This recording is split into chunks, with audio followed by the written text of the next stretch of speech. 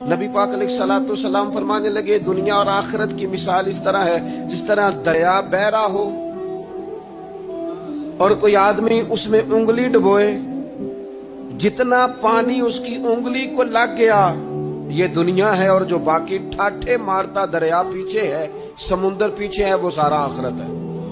اتنی سی دنیا کے لیے اتنے پاپڑ بیلنا، اتنی سی دنیا کے لیے اتنے ظلم کرنا، اتنی سی دنیا کے لیے اتنے حق ضائع کرنا، اتنی سی دنیا کے لیے اتنے لوگوں کے دل توڑنا، اتنے حقوق پہ ڈھاکہ ڈالنا، اتنا جبر کرنا، لوگوں کا مال کھانا، لوگوں کو تکلیف دینا، عزتیں اچھالنا، اتنی سی دنیا کے لیے۔